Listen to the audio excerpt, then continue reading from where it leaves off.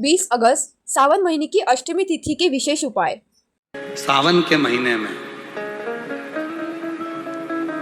शुक्ल पक्ष की भी अष्टमी पड़ेगी और कृष्ण पक्ष की भी अष्टमी पड़ेगी। बोलो पड़ेगी कि नहीं पड़ेगी? दोनों पक्ष में अष्टमी पड़ती है। सावन के महीने की जो अष्टमी होती है, शिव महापुराण की कथा में और देवी भागवत में वर्णन मिलता है। देवी भागवत में और शिव पुराण में वर्णन मिलता है, अष्ट सिद्धि नवनिधि 64 योगिनी सारी विद्या नव देवी सब सावन के महीने की अष्टमी तिथि के दिन महादेव से मिलन करने आती हैं। भगवान देवाधिदेव महादेव 11 रुद्र के रूप में, 12 ज्योतिर्लिंग के रूप में, सहस्त्र नामावली के रूप में शिव उनसे मिलते हैं। वो समय होता है प्रदोष का समय, शाम का समय। जब सावन के महीने की अष्टमी तिथि पड़े, चाहे वो उजाले की पड़े चाहे अंधेरे की पड़े, अष्टमी तिथि पड़े, शाम के समय 2 दीपक, एक लंबी बत्ती का एक गोल बत्ती का, शिव के मंदिर में अपनी कामना कर कर, जो बच्चों को अच्छी नौकरी चाहिए या कोई बीमारी का हल चाहिए या धन की कमी है या कोई समस्या है, एक लंबी बत्ती किसके लिए है? जम के बोलो, देवी के लिए। गोल बत्ती किसके लिए है? देव के। 2 बत्ती घी की, गोल बत्ती को जलाओ पहले, फिर लंबी बत्ती का जो दिया हो उसकी बत्ती का मुख गोल बत्ती की ओर हो, वो बत्ती अपनी ओर नहीं हो। समझ में आ रहा है ना सबको? ये जो बत्ती का मुख है, देखो ये दिया, ये लंबी बत्ती, ये गोल बत्ती। तो ये जो गोल बत्ती है आपने यहाँ जलाई, और ये लंबी बत्ती जो है ना, इसका मुख गोल बत्ती की ओर। 64 योगिनियाँ, अष्ट सिद्धि, नवनिधि, 9 देवियाँ, सारी विद्या। शिव जी की जो गोल बत्ती है, शंकर क्या है? ज्योतिर्लिंग, ज्योतिर्स्वरूप।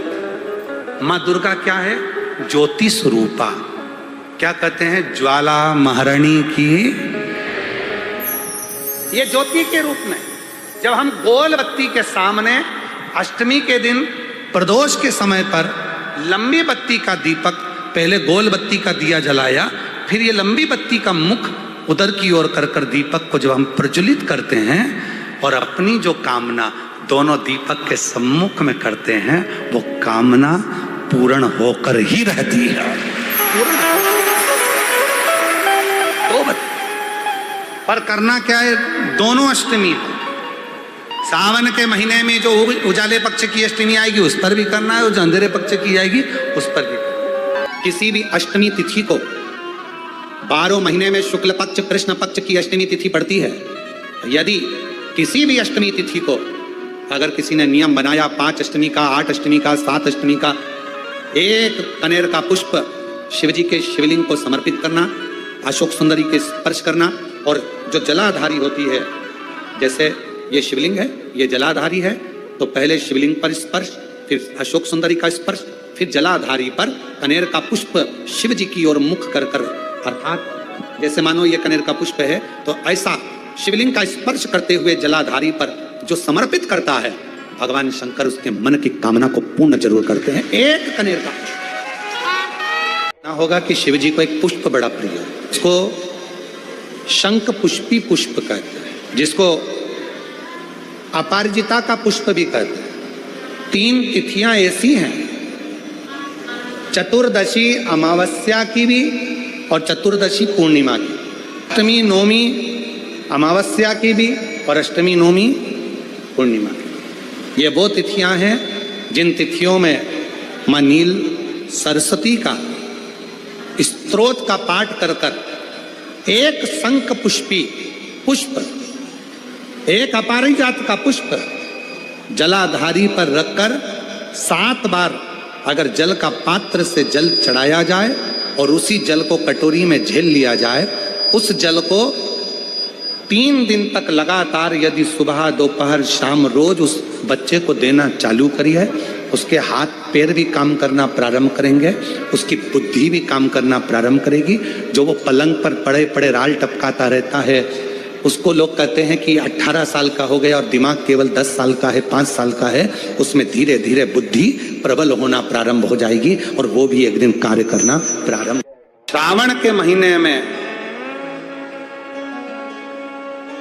तुमने भूलवश भी अगर पार्थिव लिंग का निर्माण करा हो और पार्थिव लिंग का निर्माण कर कर अगर एक बेलपत्र शंकर को समर्पित करी हो, तो वो बेलपत्र का फल मुझे दे दिया जाए। एक बेलपत्र का फल मुझे दो।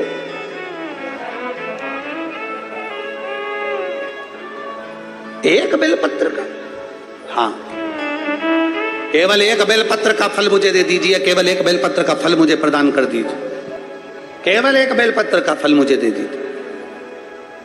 एक बेलपत्र, हाँ।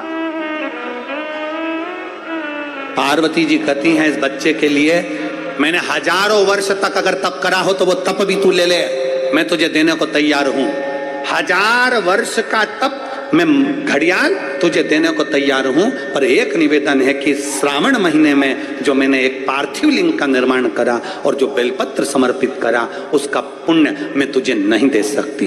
1000 वर्ष का पुण्य ले ले, मैं दे दूंगी, पर एक श्रावण के महीने के पार्थिव लिंग के पूजन का एक बेलपत्र का पुण्य नहीं दे सकती। घड़ियाल कहता है मुझे तुम्हारे हजारों वर्ष का तप नहीं चाहिए, मुझे तो केवल एक श्रावण महीने के पार्थिव लिंग पूजन का एक बेलपत्र का फल चाहिए। तब पार्वती जी ने विचार करा, अब जरा विचार आप करिएगा, 1000 वर्ष तक तप करने का फल घड़ियाल नहीं ले रहा है, एक सावन के महीने के पार्थिव लिंग के पूजन में जो बेलपत्र समर्पित किया गया उसका फल ले रहा है। मतलब समझने का विषय है कि एक पार्थिव लिंग सावन के महीने में बनाया जाता है और उस पे एक बेलपत्र चढ़ाई जाती है, तो 1000 वर्ष के तप का फल ज्यादा है, उसका फल ज्यादा है। 1000 वर्ष से ज्यादा तप के फल से बड़ा फल है पार्थिव शिवलिंग का निर्माण श्रावण महीने में कर कर एक बेलपत्र समर्पित कर। एक बेलपत्र करिए आप लोगों ने, किस किसने पूजन करी, जरा हाथ उठाओ। सभी ने करा है, रखो रखो वापिस। अब जरा विचार करिए कि हजारों वर्ष के पूजन के फल के बराबर एक पार्थिव लिंग के निर्माण को और एक बेलपत्र समर्पित करने का फल प्राप्त हो जाए। एक बेलपत्र में वो बल हो जाता है पार्थिव लिंग पूजन के श्रावण महीने के। हमसे लोग कहते हैं क्या पड़ी तुमको सावन महीने में शिवलिंग का निर्माण करवाना, पूजन करवाना, ऑनलाइन करवाना, क्यों? हम कहते हैं भूलवश भी अगर कोई अपने घर में सावन के महीने में पार्थिव लिंग का निर्माण कर लेता है, पूजन कर लेता, भूलवश भी, और एक बेलपत्र समर्पित कर देता है, उसको हजारों वर्ष का पुण्य फल तप का तो वैसे ही प्राप्त होगा।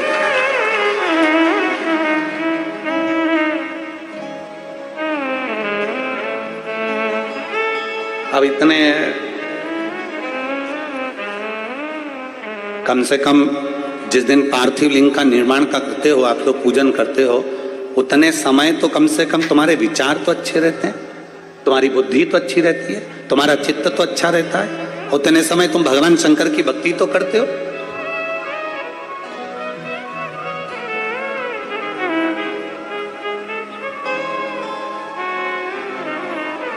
तुम्हारे पास में उस समय पर भक्ति तो अविरल रहती है।